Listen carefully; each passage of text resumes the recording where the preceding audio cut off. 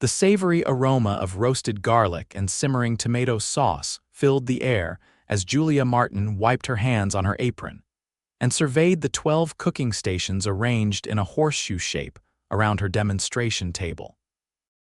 Her cooking class was due to begin in 15 minutes, and she always liked to arrive early, making sure everything was perfect before her students arrived.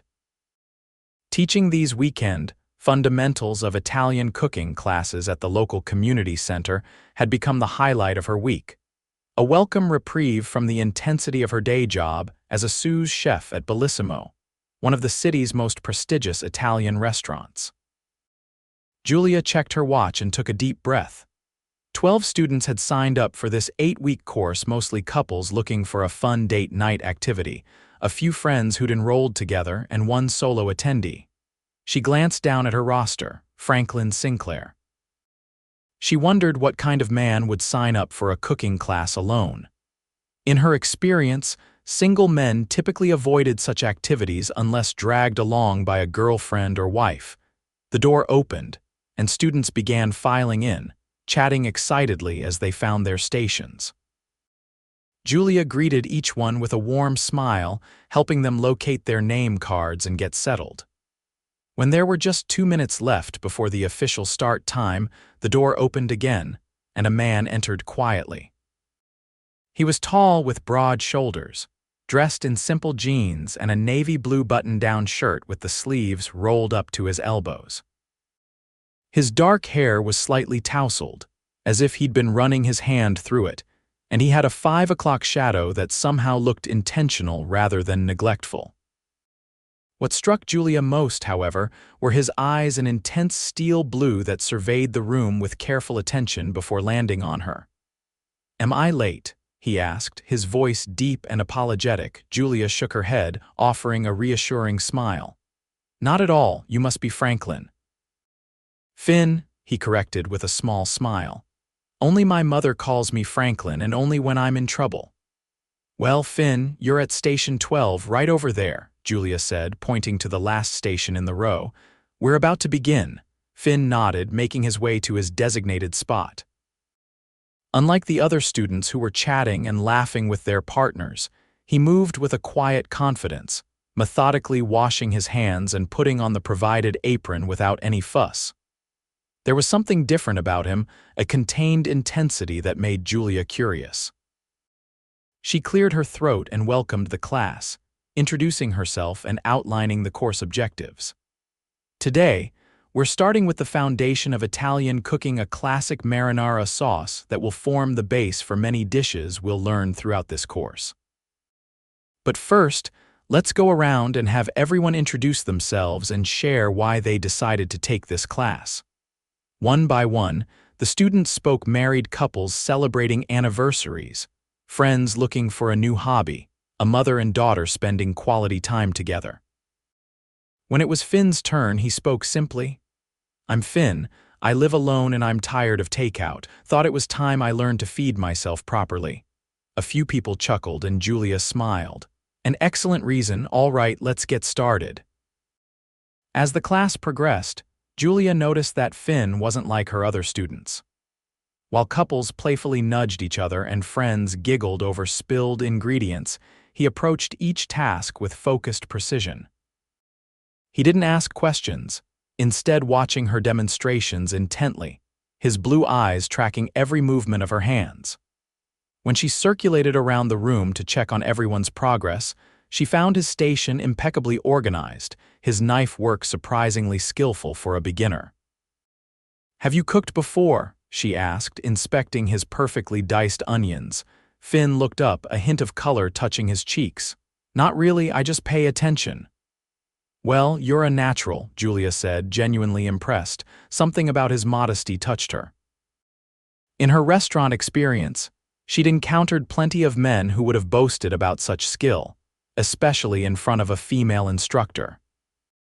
As the class ended and students packed up containers of their fresh marinara sauce, Julia noticed Finn lingering, meticulously cleaning his station until it was spotless.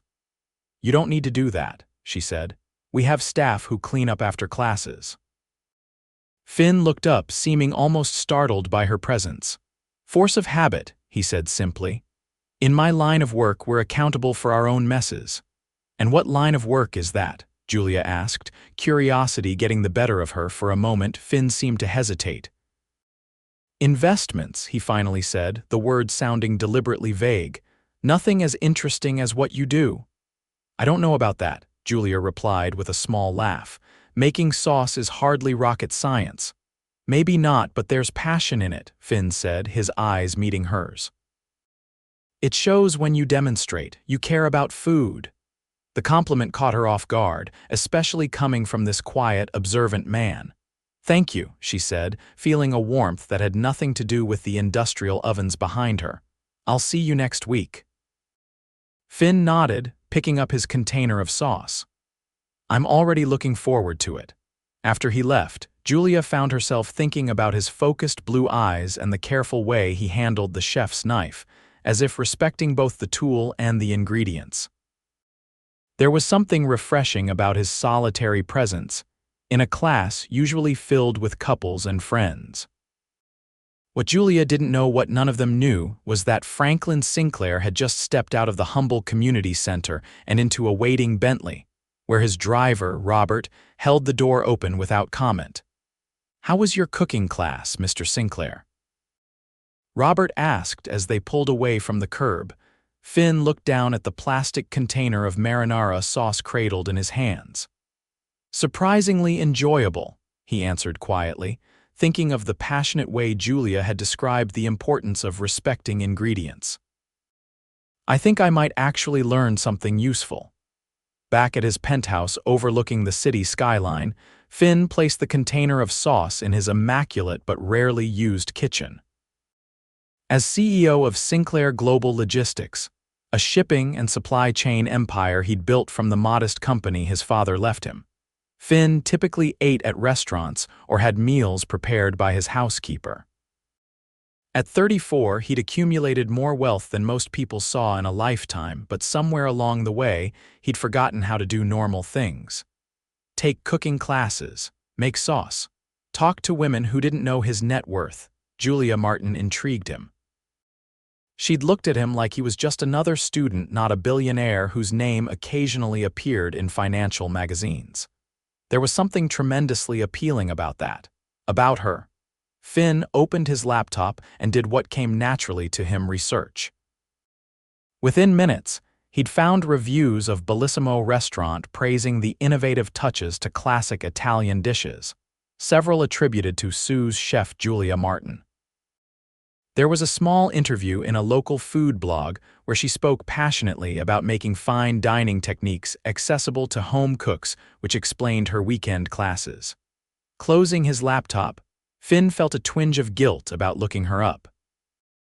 If she knew who he was, she might treat him differently, and that was the last thing he wanted. For the first time in years, he was just Finn, a guy learning to cook, not Franklin Sinclair, billionaire CEO. He decided then and there to keep it that way. The following Saturday, Finn arrived 10 minutes early, surprising Julia, who was still setting up her demonstration station. "You're eager," she remarked with a smile. "Most students try to arrive exactly on time, if not a minute late." Finn shrugged, rolling up his sleeves. "I thought I might help set up. Tell me what to do." Julia hesitated, then pointed to a stack of recipe printouts. "You could place one at each station if you'd like." As they worked together, Julia found herself watching him from the corner of her eye. There was something almost incongruous about the way he moved, efficient and purposeful, like someone used to making decisions, yet there was a carefulness to his actions that suggested he was accustomed to being watched. "So, investments," she said conversationally. "Stock market, real estate." "A bit of both," Finn replied, carefully placing the last recipe sheet down. "But mostly logistics, moving things from point A to point B efficiently." "That explains it," Julia said. Finn looked up, a question in his eyes. "You're very methodical," she explained. "I noticed last week. You don't waste movements in the kitchen." "Is that a good thing?" Finn asked, looking genuinely interested in her answer. "In professional kitchens, absolutely. We call it economy of motion in a cooking class," she smiled. "It means you're not having as much fun as you could be." That earned her the first real smile she'd seen from him, a transformation that crinkled the corners of his eyes and revealed a dimple in his right cheek. "I'll work on that," he promised. As the other students arrived and the class began, Julia demonstrated the technique for making fresh pasta dough. "The key is feeling the texture," she explained, pushing her hands into the mound of flour and eggs. "You can't just follow a recipe blindly. You need to know when it needs more flour, when it needs more kneading." When it came time for the students to make their own dough, Julia circulated around the room, offering guidance. She found Finn staring at his mixture with an intensity that made her laugh. "You look like you're trying to solve a mathematical equation," she teased, coming to stand beside him. "Here it's about feel, not precision." Without thinking, she placed her hands over his, guiding them into the dough. "Like this," she said, helping him knead with the proper pressure. "See how it's coming together?" The moment stretched between them, her smaller hands guiding his larger ones through the soft dough. Julia became acutely aware of how close she was standing, the clean scent of his cologne and the surprising warmth of his hands beneath hers. "I think I've got it," he said softly, and she stepped back quickly, suddenly conscious of the other students around them. "Good," she said, professional tone returning. "Keep kneading until it feels silky, then let it rest." For the remainder of the class, Julia found her gaze returning to Finn more often than she'd like to admit. There was something about the serious way he approached the pasta-making process that was endearing. When they finally wrapped up, with everyone having successfully created their first batch of homemade fettuccine, she felt an unexpected flutter of disappointment that she wouldn't see him for another week. As the other students filed out, Finn once again stayed behind to clean his station. "You really don't have to do that," Julia said, beginning to pack up her own utensils. "I know," Finn replied, "but I wanted to ask you something." He paused, seeming to gather his courage. "There's a farmer's market tomorrow morning near the harbor. I thought I might go to pick up some ingredients to practice with. Would you? Would you perhaps want to join me? You could show me what to look for." The invitation caught Julia by surprise. Was he asking her on a date or simply seeking more cooking advice? Either way, she found herself wanting to say yes.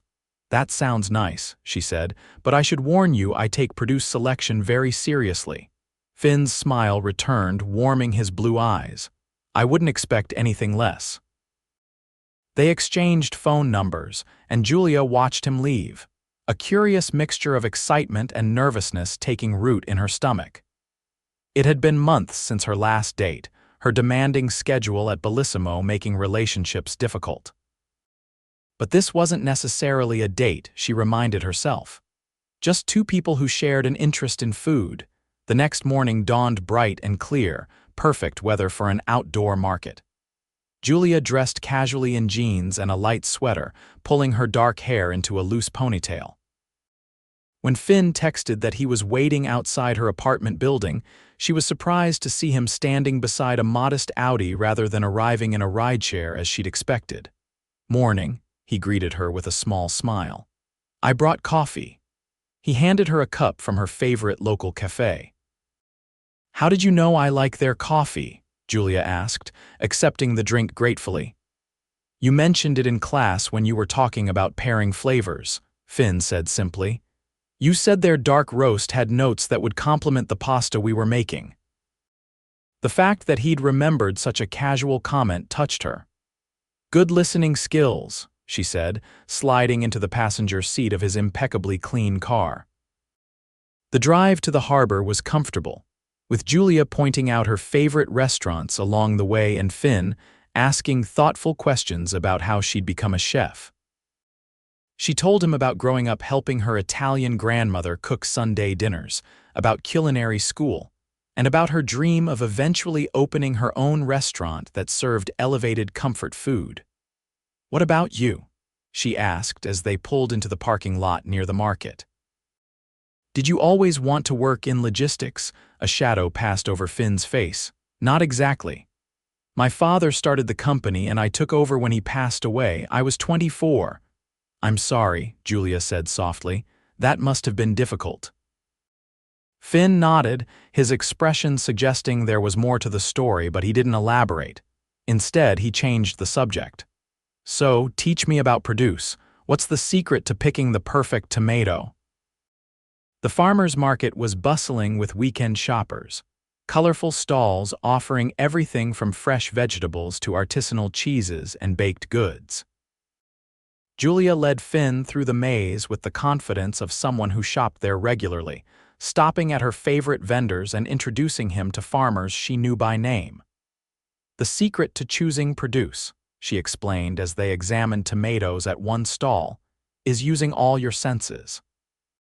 Look at the color, feel the weight, smell the aroma." She picked up a ripe tomato and handed it to him. "This one's perfect." Finn took the tomato, his fingers brushing against hers. "What makes it perfect?" "It's firm but yields slightly to pressure. The color is deep and uniform," and she leaned closer. "It smells like sunshine." Finn raised an eyebrow, an amused smile playing at his lips. "Sunshine has a smell, of course it does," Julia insisted, "and this tomato has it."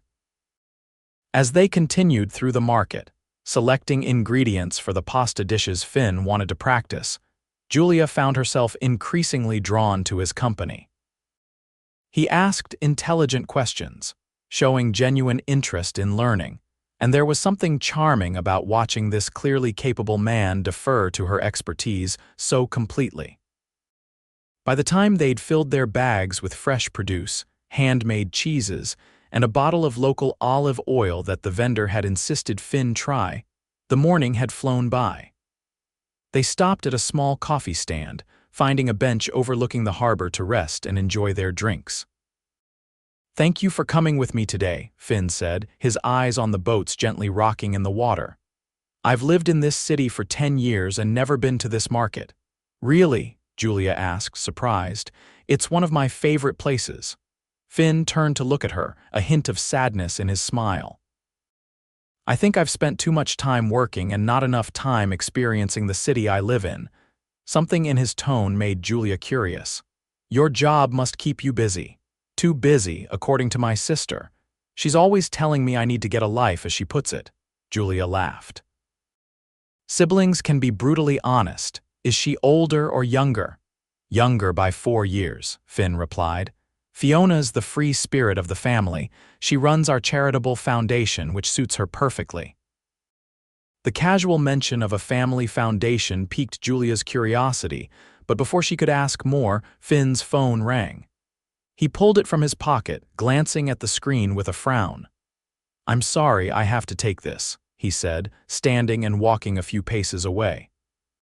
Though she tried not to eavesdrop, Julia couldn't help noticing how his demeanor shifted as he spoke, his posture straightening, his voice taking on a more authoritative tone. Whoever was calling, it was clearly business, and important business at that. When he returned, there was tension around his eyes that hadn't been there before. "Everything okay?" Julia asked. Finn nodded, but his smile seemed forced. "Just a work situation, nothing that can't wait until tomorrow." He checked his watch. "But I should probably get you home." "I've already taken up most of your day." "I've enjoyed it," Julia assured him, genuinely meaning it. As they walked back to his car, she added, "If you want to practice what you've learned, you could always cook dinner for someone. The best way to learn is by doing."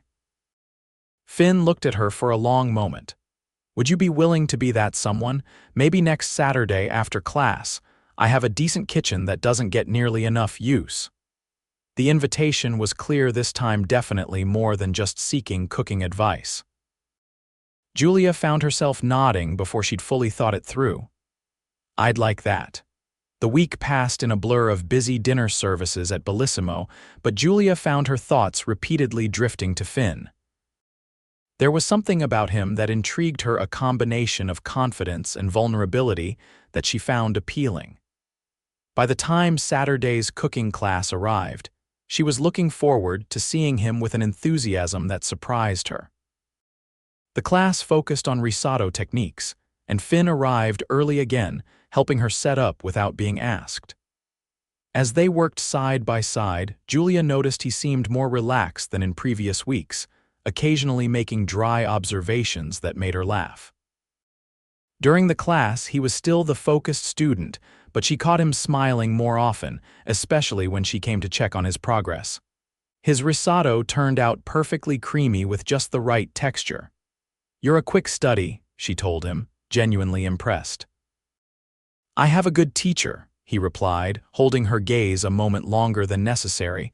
When the class ended and the other students had left, Finn turned to her with an unexpectedly hesitant expression. "About dinner tonight, I should probably warn you about my place." Julia raised an eyebrow, curious. "Warning received. Should I be concerned?" "No, it's just—" He ran a hand through his hair, a gesture she was beginning to recognize as a sign of discomfort. "It might be a bit different than what you're expecting," Julia laughed lightly. "As long as you have a working stove and basic ingredients, I'm not too concerned about the decor." Finn looked like he wanted to say more but simply nodded. "I'll text you the address. Is 7 o'clock okay?" "Perfect," Julia replied, wondering what about his home warranted such a warning. She understood the moment her rideshare pulled up to the address Finn had sent. It wasn't an apartment building as she'd expected, but one of the most exclusive residential towers in the city, a gleaming structure of glass and steel where penthouses reportedly sold for 8 figures. The doorman greeted her by name, clearly expecting her, and directed her to the private elevator that served the penthouse. As the elevator ascended, Julia felt a flutter of nervousness. Who exactly was Finn Sinclair? Clearly, investments was an understatement. The doors opened directly into a stunning foyer with soaring ceilings and a wall of windows showcasing a panoramic view of the city and harbor beyond. Finn appeared from what looked like the kitchen, wiping his hands on a dish towel. He'd changed from his class clothes into dark jeans and a charcoal sweater that emphasized the breadth of his shoulders. For a moment, he simply looked at her, an unreadable expression on his face. "So," Julia said, breaking the silence, "when you said investments, you meant successful investments." A rueful smile touched his lips. "I should have been more forthcoming. He hesitated. "I liked that you treated me like any other student." "Because that's what you were," Julia replied honestly, stepping further into the apartment. "A very good student with excellent knife skills, but still just a student." She moved to the wall of windows, taking in the breathtaking view. "Though I admit this is quite a place." "Too much?" Finn asked, coming to stand beside her, genuine concern in his voice. Julia turned to look at him. "It's your home. The only question is whether you're comfortable in it." Something in Finn's expression softened. "More comfortable tonight than usual," he said quietly. Then, gesturing toward the kitchen, he added, "I hope you're hungry. I've been cooking since I got home from class." The kitchen was a chef's dream, all professional-grade appliances, gleaming countertops, and enough space to feed a small army. Yet despite its obvious expense, it had a barely used feel to it, like a showroom kitchen rather than a lived-in one. "This is where the magic happens," Julia said, running her hand appreciatively over the marble island. "Or where it could happen with a kitchen like this." "I'm hoping to change that could to does," Finn replied, moving to the stove where several pots were simmering. "Tonight's menu is everything we've learned so far: fresh pasta with the marinara from our first class, risotto, and I attempted a tiramisu for dessert, though I'm not entirely confident about the results." Julia was touched by the effort. "It all smells amazing. Can I help with anything?" Finn shook his head. "You're the guest tonight, and besides, this is my practical exam." His smile turned slightly nervous. "I'm hoping for a passing grade." As Finn served dinner at a table positioned to maximize the view of the harbor lights, Julia found herself increasingly curious about him. Between bites of perfectly cooked pasta which genuinely impressed her, she decided to ask the question that had been on her mind since arriving. "So, what do you really do, Finn? Because this," she gestured around the penthouse, "suggests it's more than just investments." Finn took a sip of the wine he'd paired with dinner, an excellent Sangiovese that further indicated his taste and resources. "I'm the CEO of Sinclair Global Logistics," he said finally, We manage supply chains and shipping operations worldwide. Julia nearly choked on her pasta. Sinclair Global. The Fortune 500 company, Finn nodded, watching her reaction carefully. So when you said you work in logistics, moving things from point A to point B, I meant ships, trucks, and cargo planes, not package deliveries, Finn finished for her, a hint of apology in his voice. I'm sorry for not being more direct. In my experience, once people know, they act differently. Julia set down her fork, processing this revelation. You're not just successful, you're wealthy, Finn supplied when she trailed off. Yes. I was going to say a billionaire, Julia corrected, remembering headlines she'd seen about Sinclair Global's massive expansion into Asian markets. You're Franklin Sinclair. I prefer Finn, he said quietly, especially from you. The sincerity in his voice touched something in Julia. She studied him across the table, this man who could have hired the world's best chefs to cook for him, but had instead signed up for a community center cooking class and insisted on making her dinner himself. Why did you really take my class, Finn? She asked softly. Finn was quiet for a moment, his blue eyes reflective. Initially, because my assistant suggested I needed a hobby that didn't involve spreadsheets. A small smile touched his lips. But after the first class, I came back because of you. Me.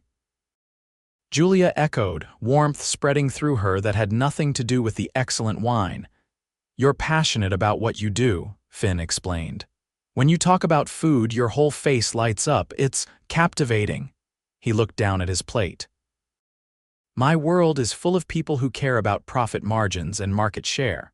Watching someone care so deeply about something as fundamental as teaching people to cook, it reminded me that there's more to life than what I've been focused on. The honesty of his answer caught Julia off guard.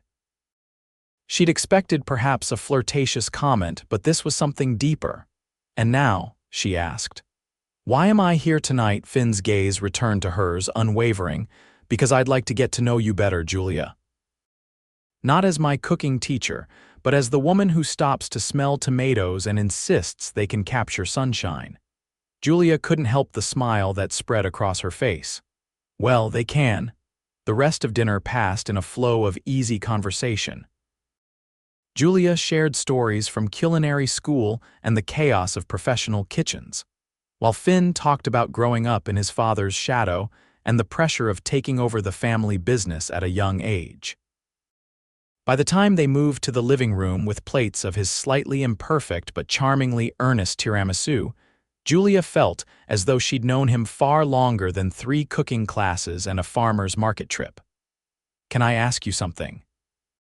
Finn said as they sat on his sleek leather sofa, the city lights twinkling below them. When Julia nodded, he continued, does it bother you, knowing about? He gestured vaguely around the penthouse. Your success, Julia finished for him. She considered the question seriously. No. But I understand why you didn't lead with it. Money changes how people see you, especially that much money. It's more than that, Finn admitted. When my father died, I was thrust into running the company before I was ready. I made it my entire identity because I was terrified of failing. In the process, I forgot how to be just Finn. His eyes met hers. Your class was the first thing I've done in years that had nothing to do with being Franklin Sinclair, CEO. Julia reached over and placed her hand over his. For what it's worth, I like Finn very much. He makes excellent pasta and asks thoughtful questions and remembers what kind of coffee I drink. The smile that spread across Finn's face transformed him, erasing the seriousness that usually marked his features. On impulse, Julia leaned forward and pressed her lips gently against his. She meant it to be brief, a soft acknowledgement of the connection growing between them, but Finn responded with unexpected intensity, one hand coming up to cup her cheek as he deepened the kiss. When they finally pulled apart, both were slightly breathless. I've been wanting to do that since you put your hands over mine to teach me how to knead dough, Finn confessed, his voice lower than usual. Julia laughed softly. That long, I wanted to kiss you when I saw how carefully you arranged those tomatoes at the farmer's market. Finn's thumb traced her cheekbone. I'm glad you came tonight, despite my less than forthcoming introduction. Me too, Julia replied honestly. Though I think you still owe me a proper date, one where I don't have to be impressed by your cooking skills. Tomorrow. Finn asked without hesitation. I know a little place on the waterfront that makes incredible seafood. The chef is a friend. I helped him secure financing when he was starting out. Julia raised an eyebrow. Of course you did. Too billionaire-ish, Finn asked with a self-deprecating smile. Just billionaire-ish enough, Julia replied, leaning in to kiss him again. In the weeks that followed, Julia discovered that dating Finn Sinclair was both simpler and more complex than she'd anticipated. Simple, because at his core, he was exactly who he'd seemed in her cooking class: thoughtful, intelligent, and genuinely interested in learning.